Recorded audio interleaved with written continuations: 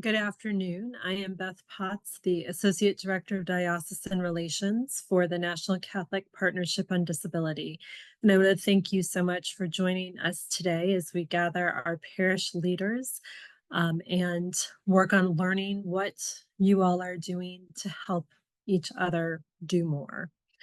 It's our hope that these parish leader meetings, which will be 2 or 3 times a year, are going to provide practical information that you can use in your parish communities. After this event, you're going to receive a short evaluation. It's only 3 questions.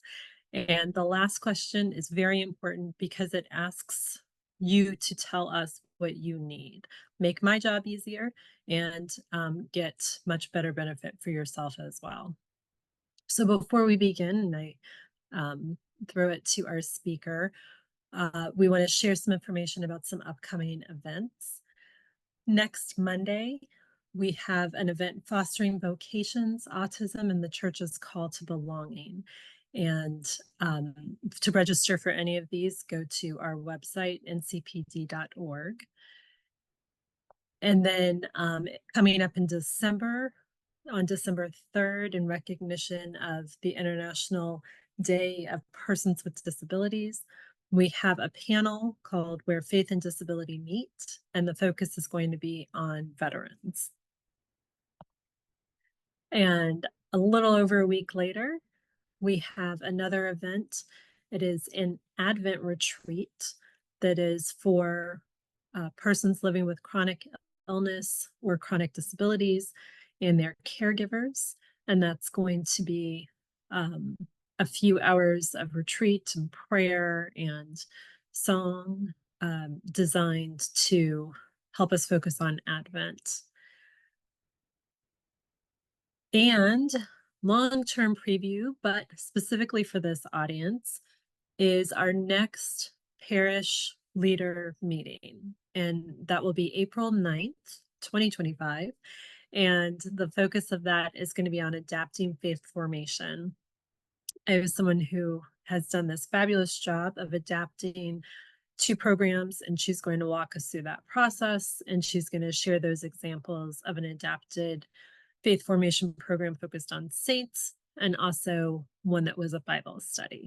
So mark your calendars now.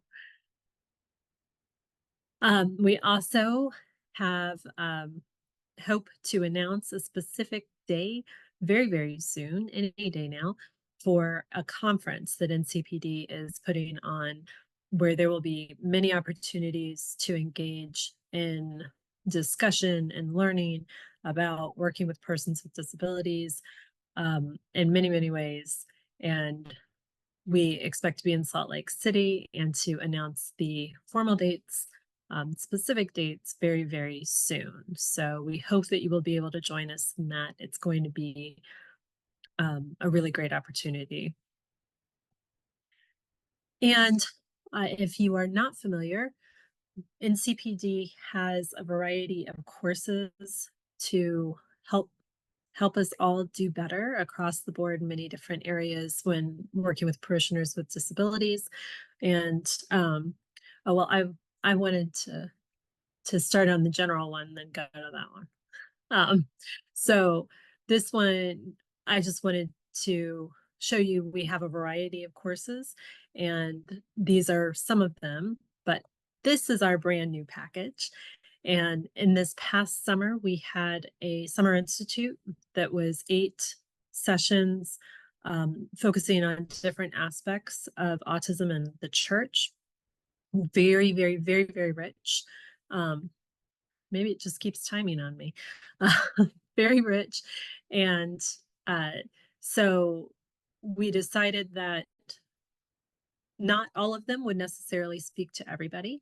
And so you can either do courses individually, or you can bundle them together for a very great value and have access to all 8. And the prices for that are all on the website. Go and take a look and look at all of the other courses. And if you are in an affiliate diocese, you get a discount on all of those. And finally, I would be remiss if I didn't mention that we have some courses in Spanish as well. So be aware of those and of those great opportunities.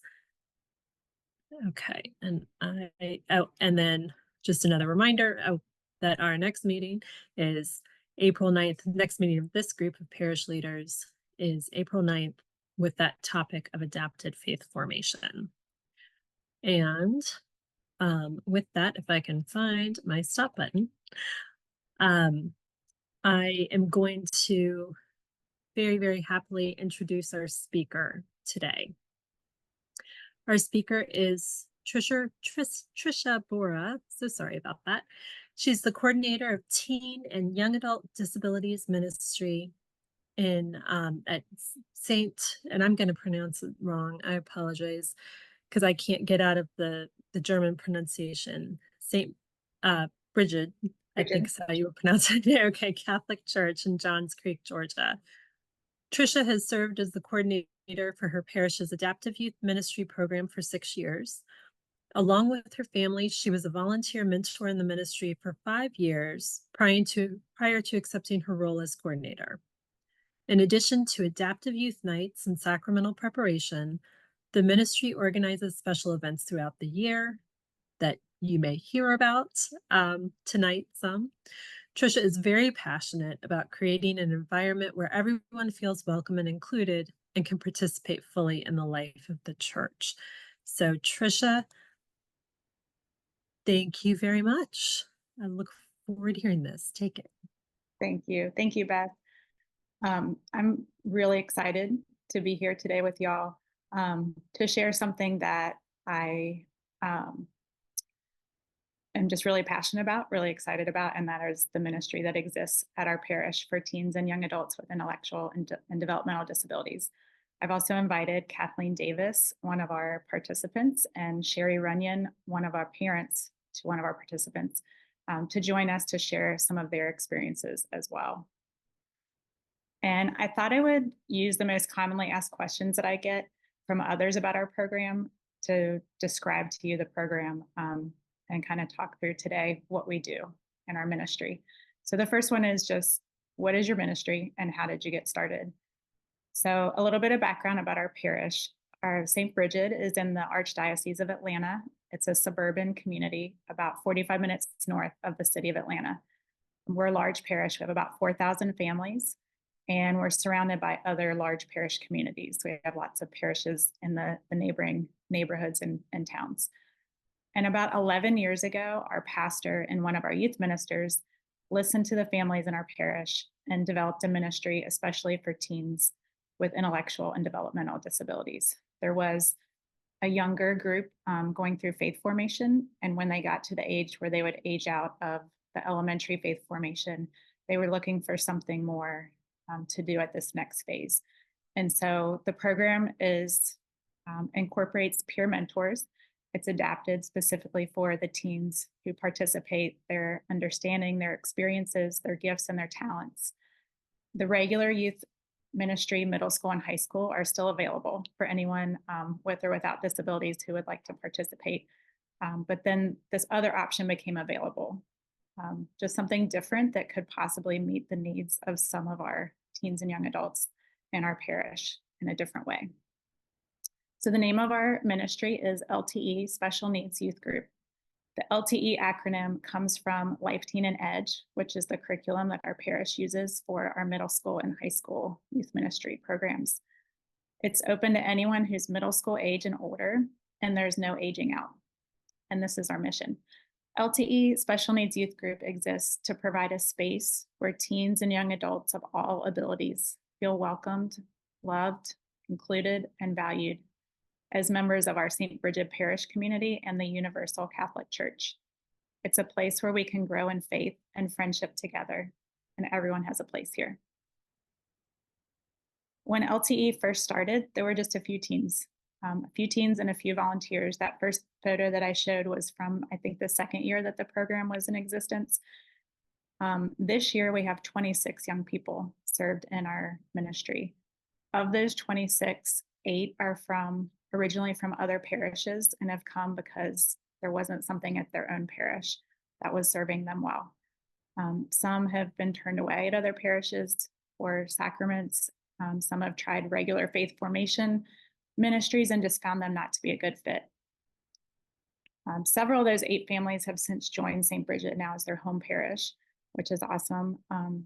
Several of the young people, I think 4 of our group, have moved out of the boundaries of St. Bridget for different reasons, for jobs and things, but continue to come to LTE once a week. One of them drives 45 minutes from 45 minutes north of Atlanta to continue to come because he's been here since day one. Originally, the ministry was intended to serve teens and young adults up to age 21. However, as that original group grew and got older, it became clear that there was a great need to continue to offer this ministry regardless of age, especially as the young adults aged out in the educational setting and were experiencing this shift in services and this big transition. It just became really clear that the consistency in the community that was provided at their church was something that was really needed. And so we removed the maximum age, and teens and young adults of all ages are now welcome in our program. As we go through and I show you pictures and talk about the things that we do, I think it's really important at the very beginning to mention that the way that the ministry looks now is after 11 years of growth and change, 11 years of trial and error, of things going wonky and trying new things, making adjustments, of dreaming about big things and making things happen. But in the beginning, it started with 5 teens and a couple of adults sitting on the floor in the bride's room, relatively unknown to the rest of the parish and with very few resources that were allocated towards it.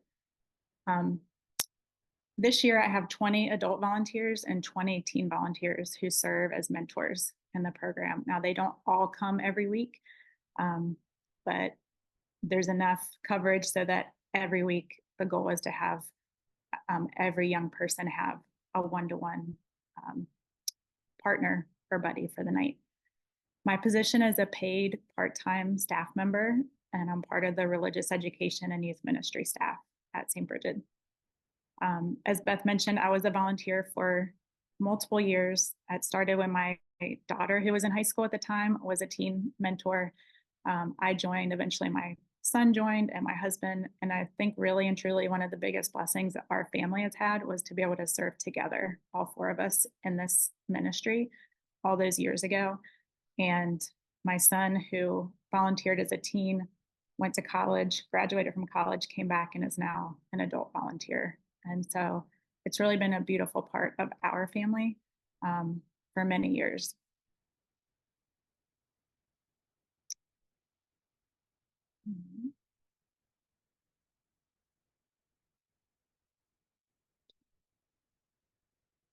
And my slideshow has locked up. Okay, so the next question I get is, what does a typical session look like? What do y'all do when you come? And I think that Beth is going to put a document in the chat that has a sample of what our schedule looks like. So this slide's going to go away, but you'll have something that you can, a Google Doc that you can refer back to. So we meet on Monday nights for 2 hours. We provide dinner for both the students and the volunteers. I have one volunteer who coordinates a Sign Up Genius with another team of people who comes and cooks for us. Our sessions are primarily faith formation. So it is a catechesis, it is a faith formation ministry, but we also have, like this past Monday, we just had a game night where we played board games. So we do have social events sprinkled in throughout the year. As I mentioned, each week, every young person is paired with a volunteer who serves as their partner and accompanies them throughout the evening, providing any support that they might require, and just having conversation, eating dinner together, spending the evening together. When everyone arrives, they check in, they get a volunteer, they find out who their volunteer is. The volunteers find out who their student buddy is, they get a name tag, and then they come through. These are some pictures of what dinner looks like. When we first started years ago, the teens who were participating brought their own dinner. A lot of them had some food sensitivities and restrictions, and that's what the parents felt like was easiest at the time. But after COVID, when we came back and we were able to return with food, I had this vision of having a family style dinner. And so kind of reworked my volunteer team, and this is what dinner looks like now. We sit down, we all eat the same meal.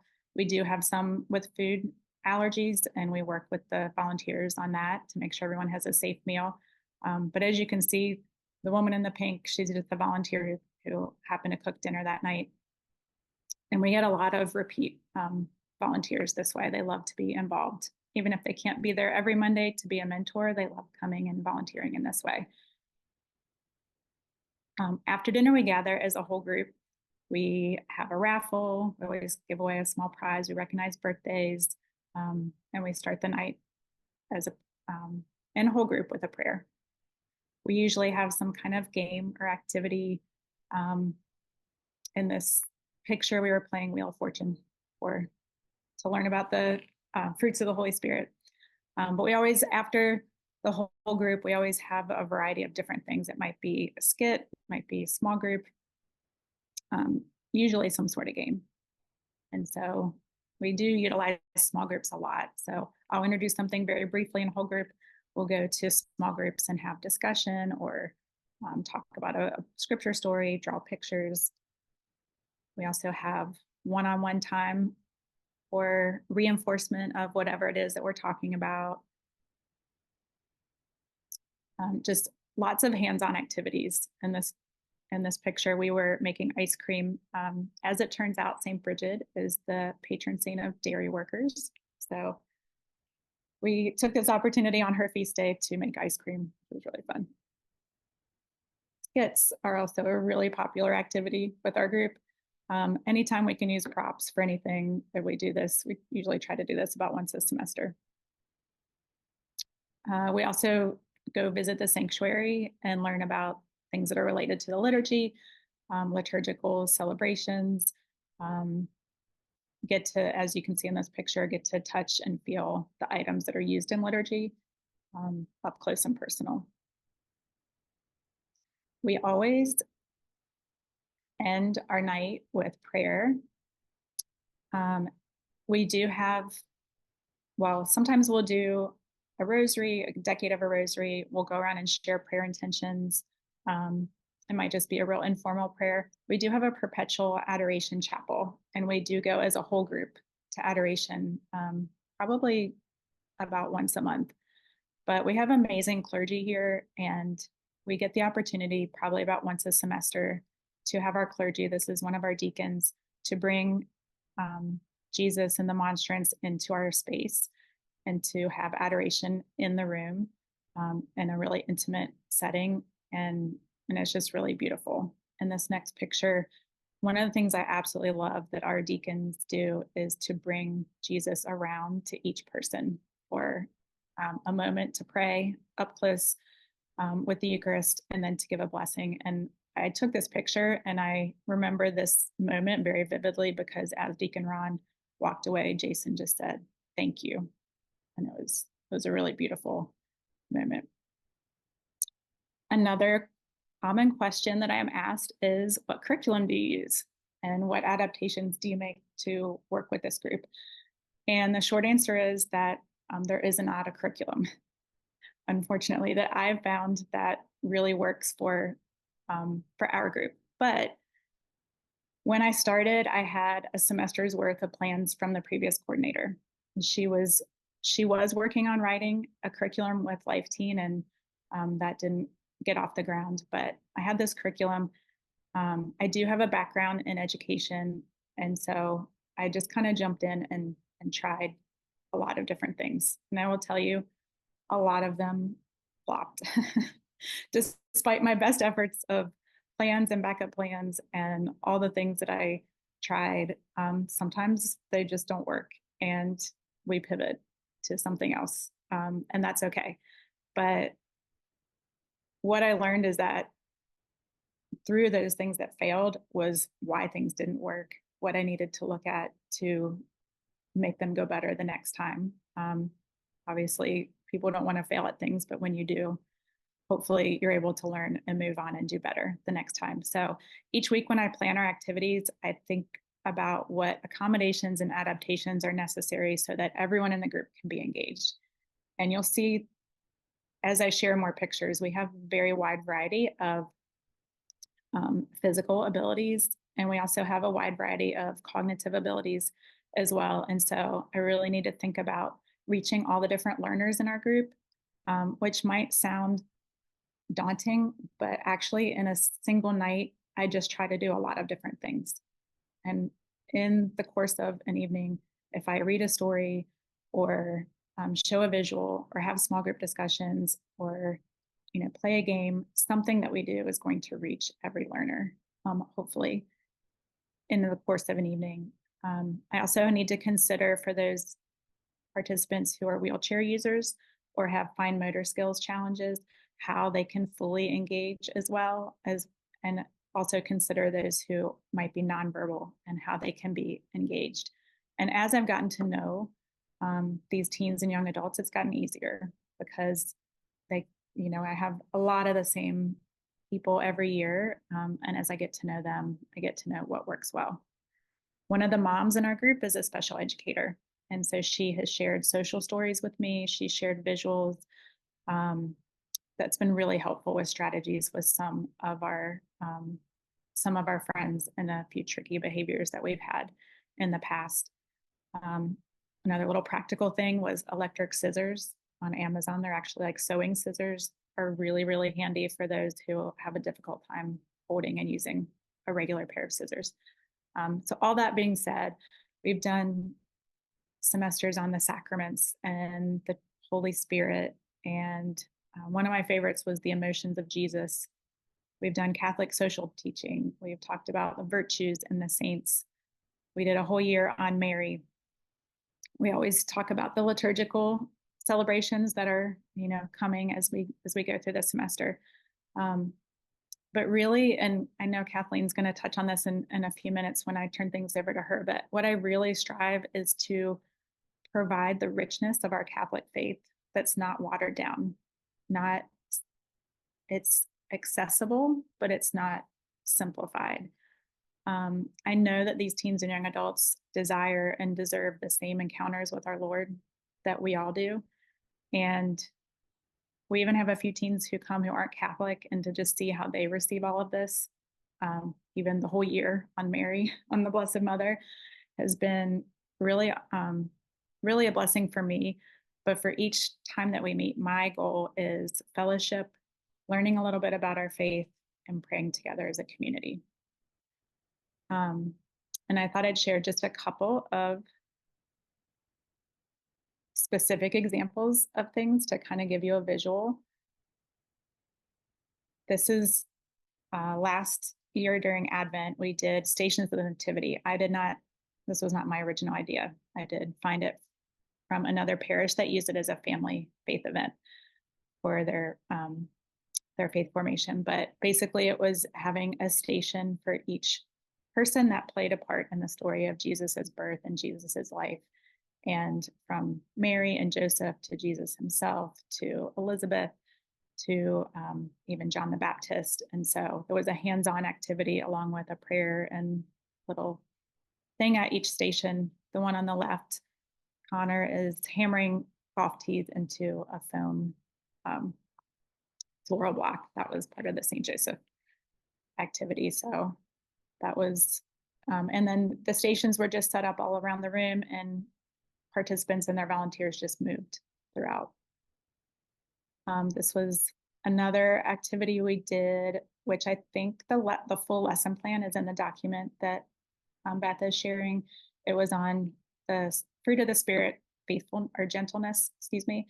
And so in this particular night, we were talking about gentleness and being gentle with our words and our actions and our thoughts. But each group got a little tub and a whole lot of different types of materials, and they had to make a gentle landing place for an egg that was rolled down a ramp.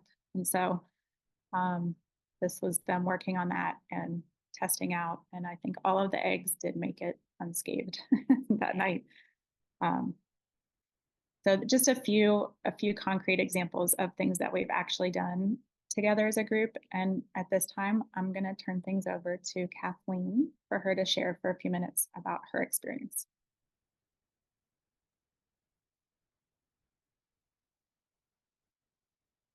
Hi, my name's Kathleen Davis.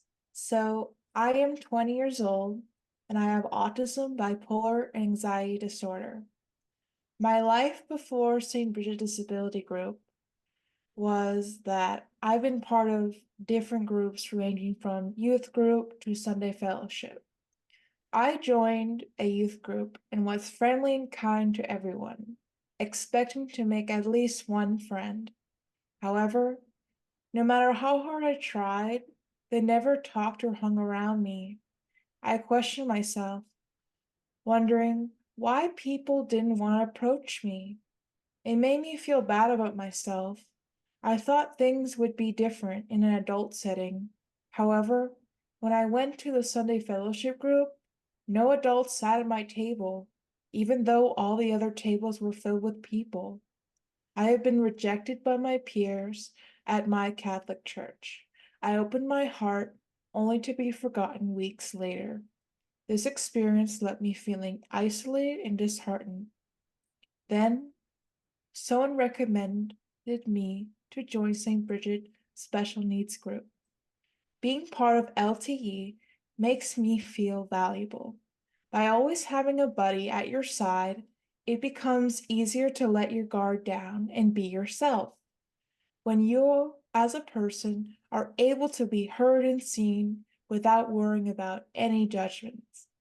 When I first came in, you are greeted with warm smiles. Your buddy sits next to you and helps you when you need it. The buddy paired with you will accommodate your needs and make you feel invited.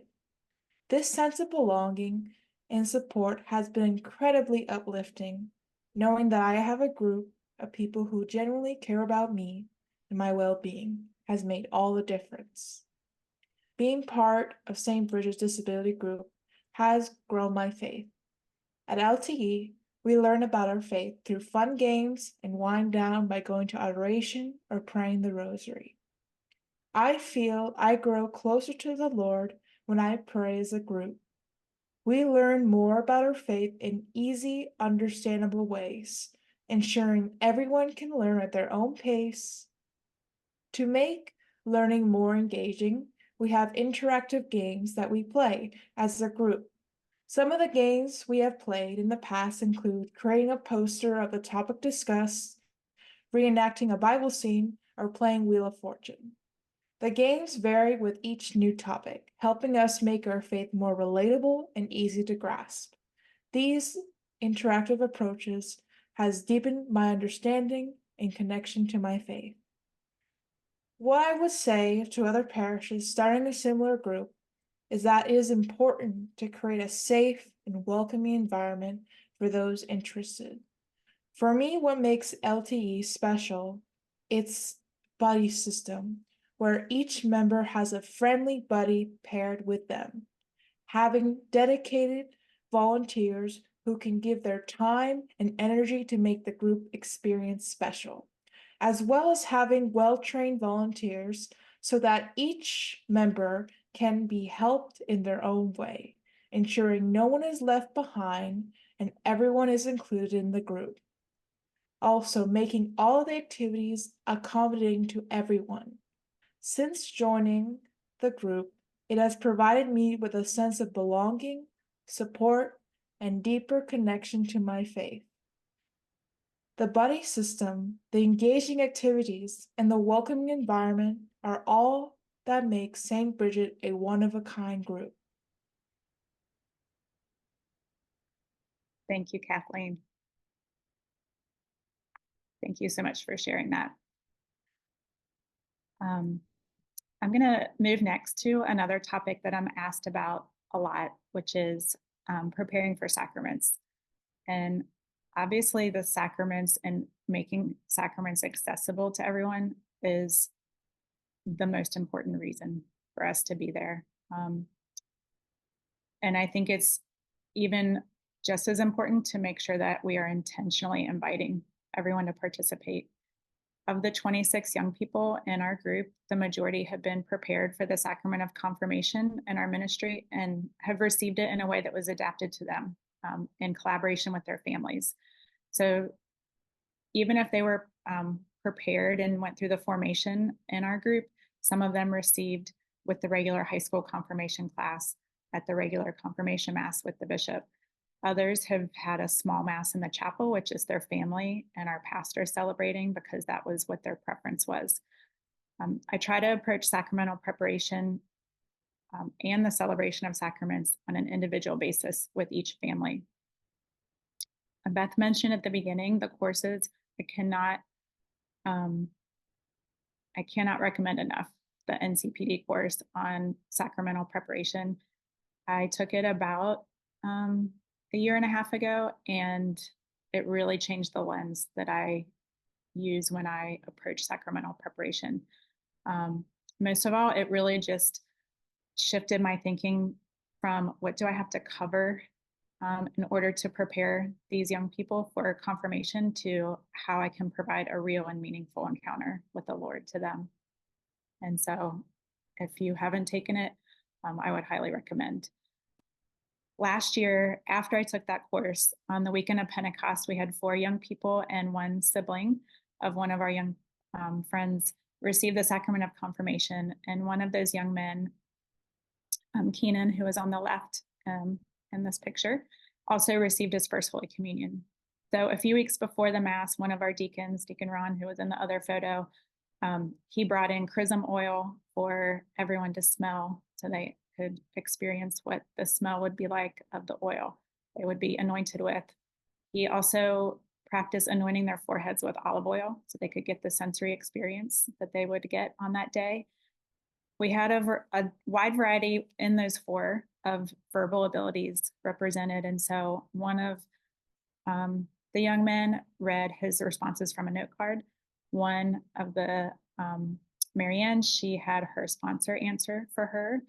And Keenan, who is not verbal, he has one of those little communication devices it's just mechanical. It's a button. And his family can program it with several different words or phrases in advance. And so they programmed it with amen and in with your spirit.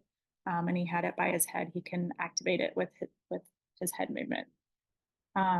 Also, Keenan uses a feeding tube. And so in consultation with our pastor and looking at canon law and talking with Maggie Rousseau, our disabilities coordinator for the Archdiocese, we decided that Keenan would receive the Eucharist by having a small amount of the precious blood touched to his lips using a special spoon that could be purified later. His parents practiced for weeks at home with first Gatorade and then unconsecrated wine. And then after his first communion, Father Neil was able to talk with all of our deacons and explain to them how Keenan will receive the Eucharist going forward. And so everyone has just really worked together to make sure that the Eucharist is accessible to Keenan when he's able to come to Mass. I heard later from Keenan's mom that one of his aunts who had been away from the church for a long time came to this Mass, witnessed him receive the Eucharist, and just felt really called to go back to Mass. And so it's just one small example, a really big example, really, of how the Lord uses these young people to witness to the rest of us in their faith. And what is the experience of parents is also something that people ask me. And so for this part, I'm going to turn things over to Sherry and invite her to share a few minutes of her experience.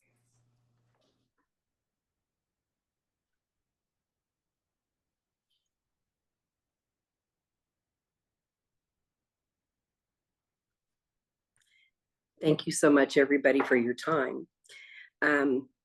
Just a little bit of our history. When our son was first diagnosed with autism, we knew we were going to have challenges for his education and things going forward. What we didn't count on was that the Catholic Church was not going to be any easier for him learning his faith. we had lived in several states and moved around quite a bit, but did not find any churches that had a program for our special needs population. So I was very sad thinking that our son would not become fully Catholic, not be able to receive Holy Communion because there was no classes that he would be able to attend.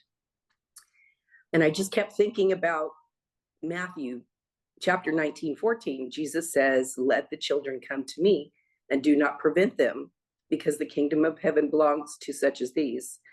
Well, I'm bringing my son. Why is there no place for him at church? I mean, he can go to church, but not fully participate.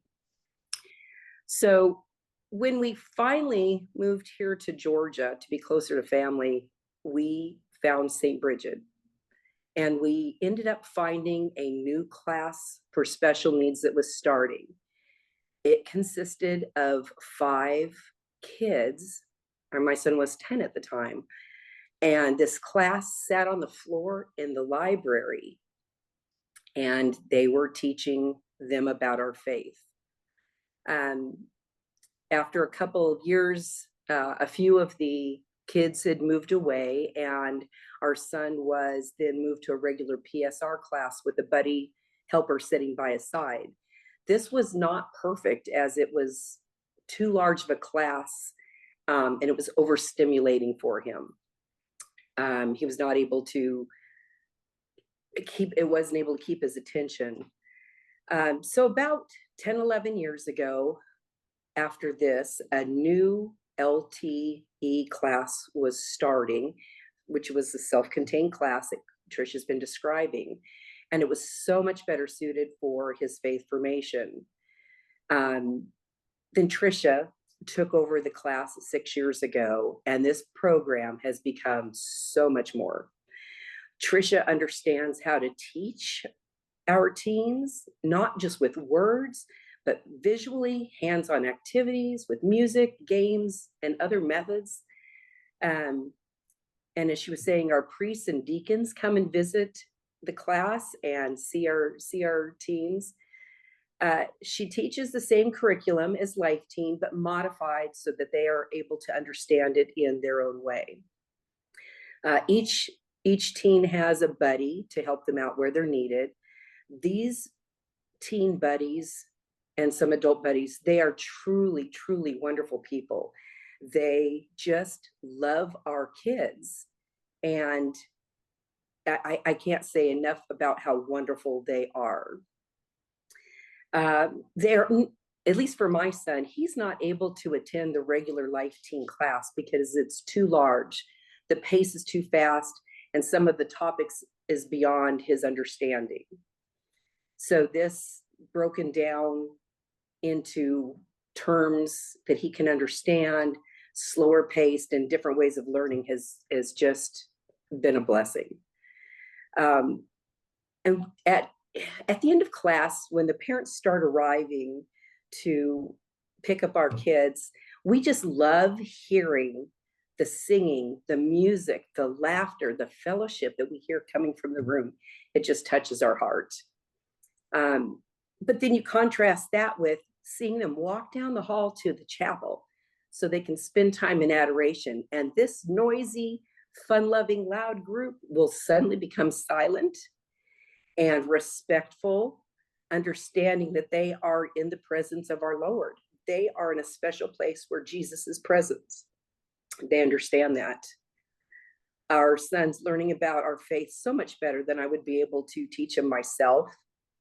Our kids, they do learn. They can learn. They do learn. It just looks different than what typical teens are able to do. My son was given his sacraments many years ago by Monsignor Reynolds with a few other kids in the bride's room with the parents and sponsors attending. That's all we had at the time. So you can see where this program has changed and grown so much. Trisha, now she's able to prepare them for confirmation and Holy Communion to the best of their ability. They're able to receive these sacraments during a regular mass if they choose, in view of our parish. So they are seen. Please do not prevent them from receiving the sacraments. Some of our kids are nonverbal or struggle to speak or repeat what they have learned, but only God knows what's in their hearts. And who are we to deny them that? Because of this program, Kenny is so happy to be part of the youth group, and he's making new friends. I'm always amazed at how many times people walk by us during after Mass, and people just talk to him. Hi, Kenny, how are you doing?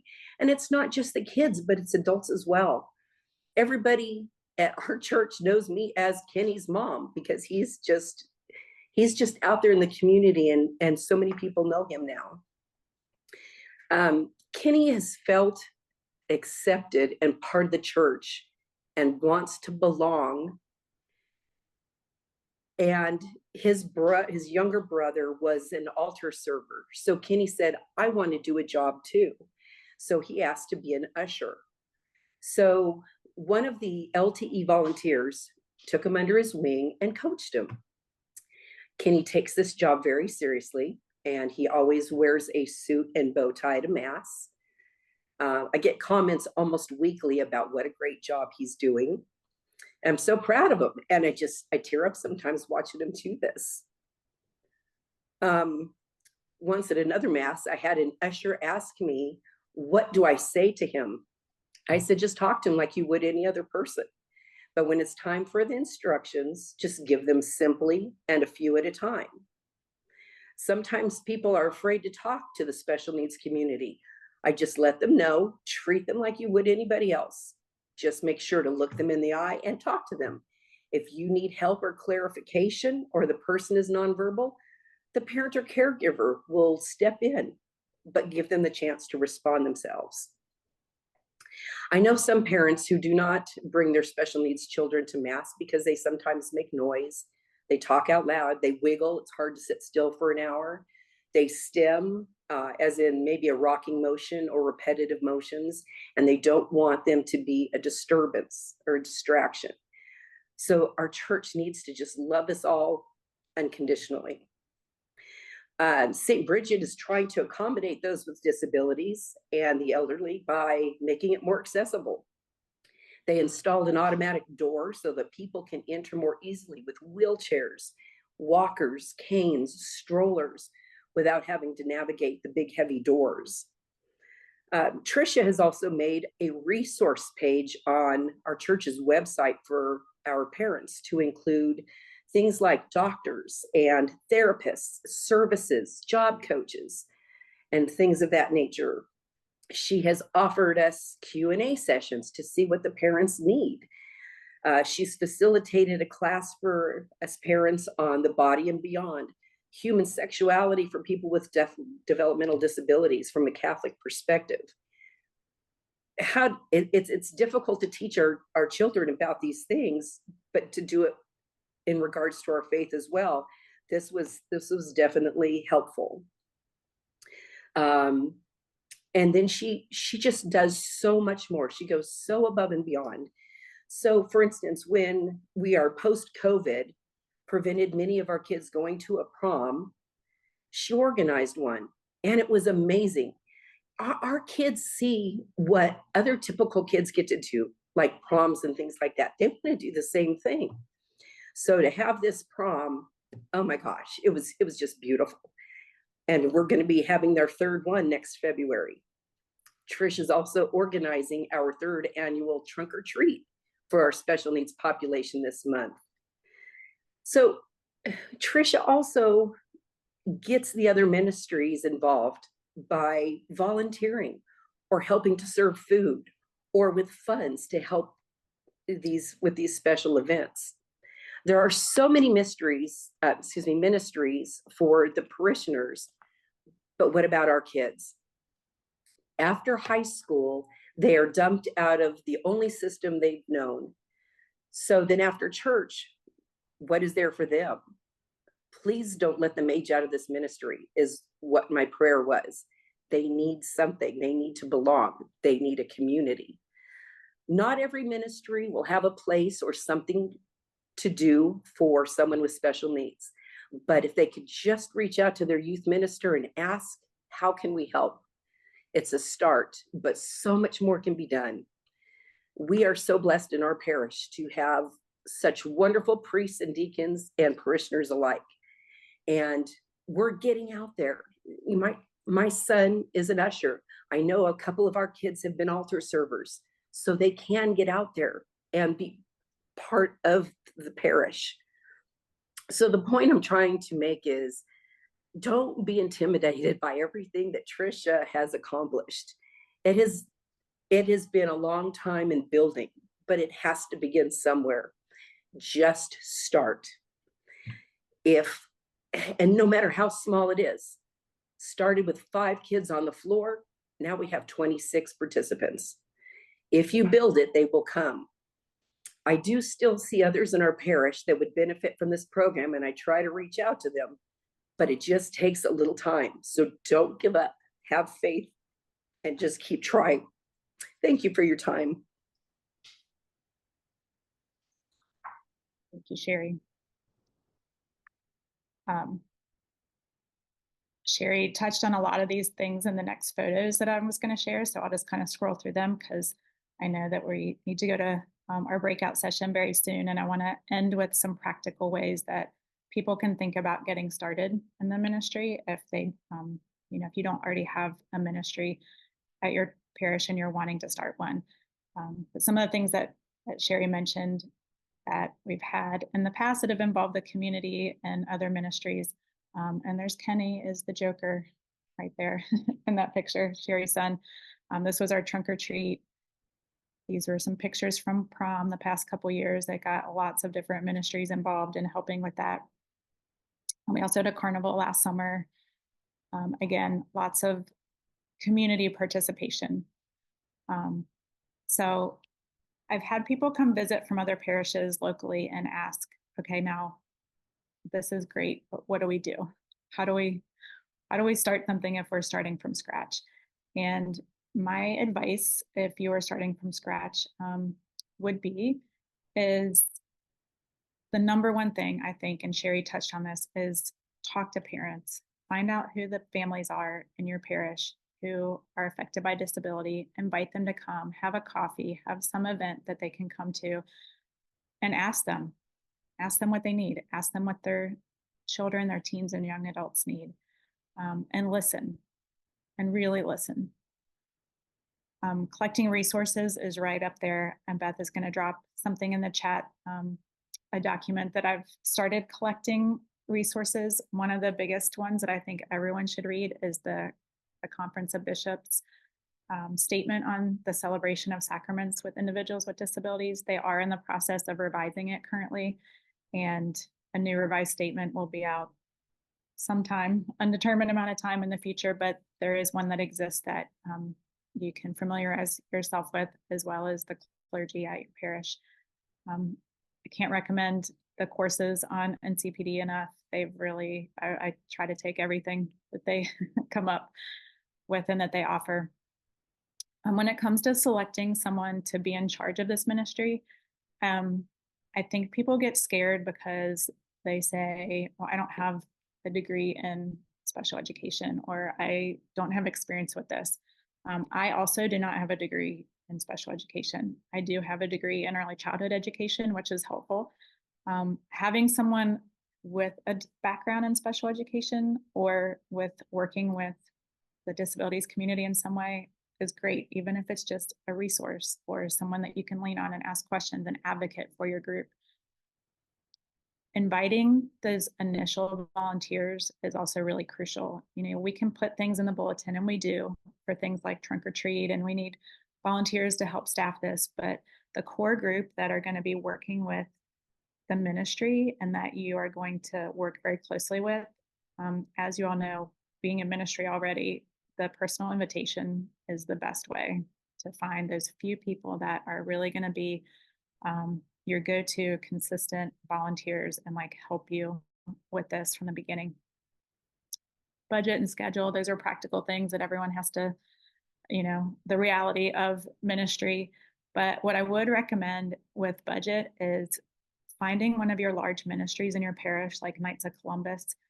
If you don't know, Knights of Columbus, one of their main causes is disabilities ministry. And so if you're looking for someone to fund initially just buying supplies for you before you have a formal budget, if you don't already have one, ask them to donate. I think you'll find that people are really eager to support these kind of endeavors. And the Knights of Columbus and our men's group and our women's group all have supported financially things that we've done in the past. As Sherry said, start small. I've said this before, but I don't think I can say it enough. Just don't be afraid to switch gears, to adapt when things don't go exactly like you wanted them to go. And then lastly, I would just say continue to check in with parents regularly. I do a survey at the end of every year asking what feedback they have for me. And I continually tell them, so hopefully they really take this to heart, that I want to hear their feedback. Even if it's something that I can improve upon, something that they feel like didn't go well, I want to know so that I can serve them better in the coming year. So I think I've probably talked enough. Appreciate your time. Hopefully that was just a little glimpse of what we have, what we've grown into. And really, I just wanted to share these last couple of pictures. One of our adult volunteers recently said that when he looked at our group, he said, I just can't believe how many gifts and talents are reflected in this group. And I was just talking with him about it, and I agreed, because I said, you know, a lot of times people see individuals in our group and see the challenges or the limitations or the difficulties, but those of us that know them, when they see this group, they see artists and athletes and storytellers and dancers and musicians and coaches and entrepreneurs and like these amazing, capable, unique children of God. And I love this quote by St. Irenaeus: the glory of God is man fully alive. And I just really believe that our parish community has, you know, what this ministry serves the teens and families that are in the ministry, but really our parish has benefited just in so many countless ways from this group, from the opportunity to get to know our brothers and sisters in Christ better, and for the body of Christ in our parish to be more whole and to be more complete. And this picture to me is what man fully alive looks like. So thank you for your time. We're going to break out into some small group discussions for just a little bit. And you guys want to grab these questions, and I think Beth is going to put them in the chat as well. I'm going to put them in the chat, and Bob is getting ready to assign you to a group. So an invitation will pop up for you to go into a group. We'll be in groups for about 20 minutes and then come back and have some large group discussion again. If your video is off, if you could turn it on for the discussion so that, you know, we can engage better kind of what your thoughts are when someone's talking. And we look forward to having you all return and hearing all of the things that you have to say and the things that this maybe spurs for you. And at that time also, if you have questions for Kathleen or Sherry, I believe that they plan to stick with us. So we will see you in about 20 minutes. Awesome. Welcome back. I hope y'all enjoyed your discussion in your small group. We're going to kind of start, since we just have a few minutes left, with if anyone has questions that they'd like to ask either Kathleen or Sherry or myself, just kind of lead off with questions, and then we have time to talk about maybe some of what y'all discussed in your small groups.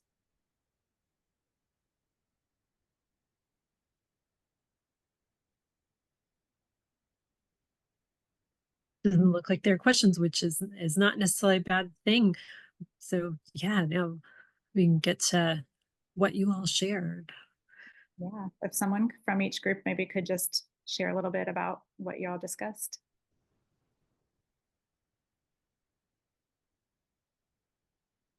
Group one.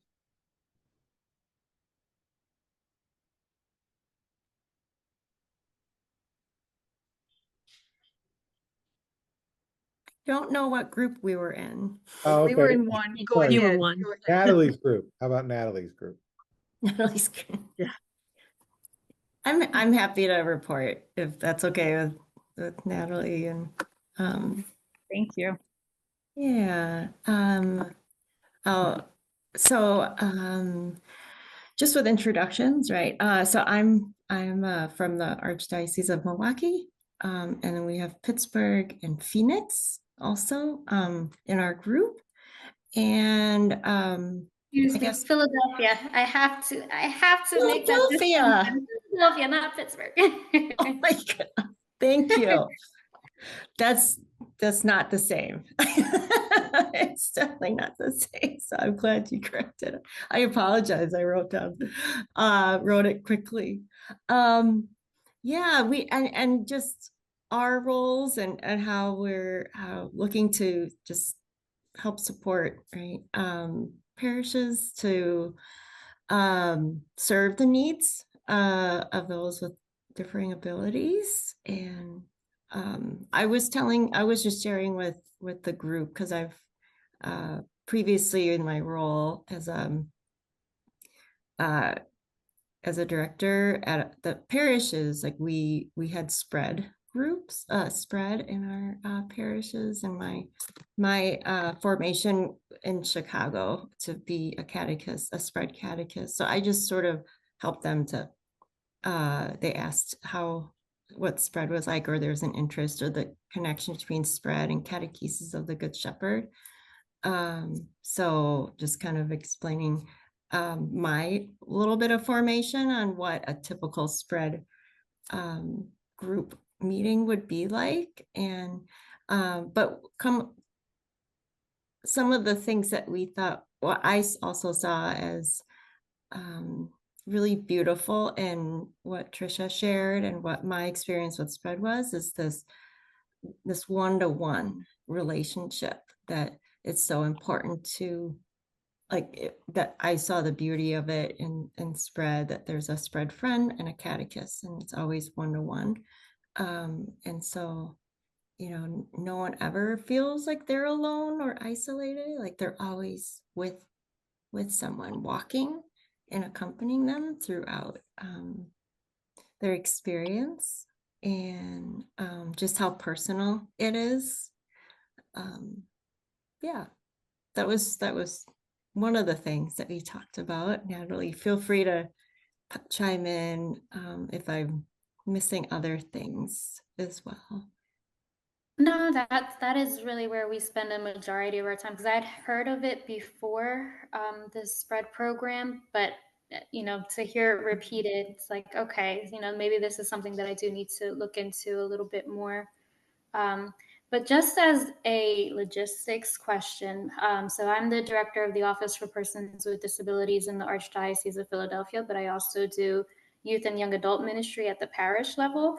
And so with this idea of having one-to-one volunteers for each participant, do you do like an RSVP form? Because I know for us, we go there, we have whatever we have set up, and whoever shows up, shows up. And sometimes it's 8 people in the summertime, and sometimes 30 people come walking in. So how do you have it so that you can ensure the one-to-one system is always in place? That's a great question. I'm glad you asked that. So I will say the LTE participants are very consistent. We have 26. I send an email out on Mondays I send one email to the parents of the participants and ask them to let me know if they are not going to be attending. If I don't hear from them, I assume that they will be there. And most of them come every single week. With the volunteers, I start by sending out an email Monday morning saying, please let me know one way or another whether you can attend. And I have just a list, and I just go through and highlight as they respond to me. If I don't hear back from them from the email blast, then I start texting them individually. So my goal is to have a specific response, RSVP, from each volunteer, whether yes or no, that they'll be attending. And then we meet at 6 p.m. So, usually give everyone until about 3 o'clock, and then I look at my 2 lists and I pair up. I make my assignments or make buddies for the night. And things change, but if somebody doesn't show up that is supposed to show up, one of the volunteers, I'll just make some adjustments and put 2 people with 1 volunteer. That happens sometimes, but yes, I have specifically assigned partners in advance so that I know that everybody has their person. I think it's very smart that you don't ask until the morning of, because then it's far less likely to change. Especially for teenagers, I will Yeah. say for teenagers, high school, and even the young adults, like they have tests, they have after school activities, they've got jobs. And if they tell me on Friday that they're coming, that is not a guarantee that they're coming on Monday. We had a question that was added to the chat. Are there opportunities to join with the parish youth groups on retreats, service opportunities, etc.? Have you ever joined with them? That's a great question. We have not done retreats. We have done activities together. We had a kickball night. We've had a couple of things over the years that we've done. What's cool though is that, so I am the coordinator of this program. My daughter is actually the high school youth minister, and my husband and I are on the core team for the high school youth ministry. And so there's a lot of crossover. We have a lot of relationships with the teens that are in the high school youth ministry. And so we're able to invite them, the ones that we see that are caring, are responsible, would make a good teen mentor. We invite them personally, and then they tell their friends, and it kind of builds that way. But to answer your question, in the regular high school, we do have some teens that participate who are on the autism spectrum that go on the retreats and participate in the regular high school typical youth ministry. But from our particular group, we have not done any overnights before. Our archdiocese has a camp, a retreat camp once a year called Tony's Camp, and a lot of our group, Sherry's son Kenny participates. A lot of our group does that. That's put on by the archdiocese though. Can we maybe have somebody from the other group 2, give us a short summary of what you talked about? You had Kathleen in your group. Did you get more amazing insights?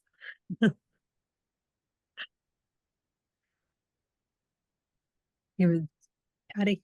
Yep, I'll go ahead and talk. It was Rachel, I, and Kathleen, and we actually just asked Kathleen to tell her story a little bit more and her insights and her experience in youth group and the struggles that she had making a friend and making connections, which just kind of got me to thinking of how we could maybe engage our youth ministry leaders. I'm at the diocesan level, but engage our youth ministry leaders to be aware of this need and give them some resources of how to intentionally connect somebody that's maybe struggling making a friend or being connected. So that's my little takeaway from it. I don't know, Rachel, if you want to share anything else, but I thank Kathleen for sharing her story and experience to give us insights and things to think about. So thank you. Yeah, thank you, Patty. And just to, again, thank Kathleen for being so open to share her story and struggles. So thank you, Kathleen. And I'm thinking the same as Patty with kind of, I also work at the diocesan level, supporting our youth ministers to recognize just because you put a group of people in a room together doesn't mean they'll be friends, right?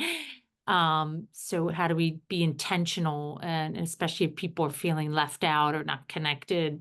But I'm wondering if I couldn't ask a question too. Okay, thank you. About this, because do you think, Trish, that you'll continue, since I really see this not aging out? That's so strong. I wrote that down several times. But what do you think as people in the group get older? Do you think you'll change as a youth group, or it's just a curious question because it's so hard to make friends, into adulthood, certainly. Yeah, that's a really good question. And it is one of the reasons why just our group like looks different than it did 11 years ago, is that, you know, Kenny and Kathleen and a lot of, really, we only have, I think right now, one young man who just turned 16. We have two that are actual high school age, and the rest of the group is in this young adult category, which has been so interesting. And I know we've had interest in some other teens and younger ones coming in. And so probably what will happen in the future is that if we get more high school age, middle school and high school age teens with disabilities that want to join, we will actually end up with two groups, a teen group and a young adult group. And the young adult group just having no age out. But I mean, Kenny is one of the oldest, but we also have somebody who's 40. So, you know, we just a few that are in that age group. Most of our participants are in that 20s age group currently. And what a great problem to have, right? To have so many that you've got to split into twice. Yeah, we've talked about it.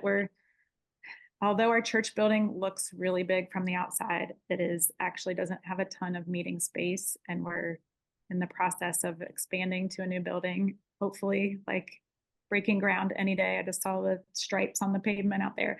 They're going to start breaking ground. But once we have more usable space, and that's actually intentional for, I inserted myself into many a meeting about what the new space would look like and what it would look like for our group, and how it would function for our group. And hopefully that'll lend itself to us having the ability to serve more people.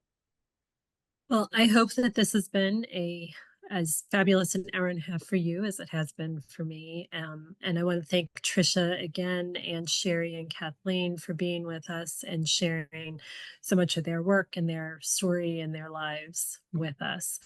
It's been very valuable, and we will leave with just two more reminders. Reminder that you will receive an evaluation that I would really appreciate if you can take a couple of seconds to fill it out and give us ideas of what you need.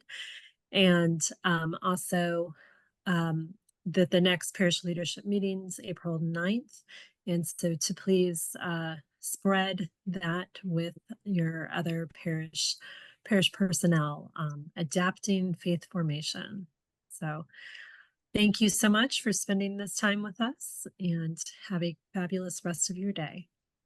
Thank you. Thank you all for being here.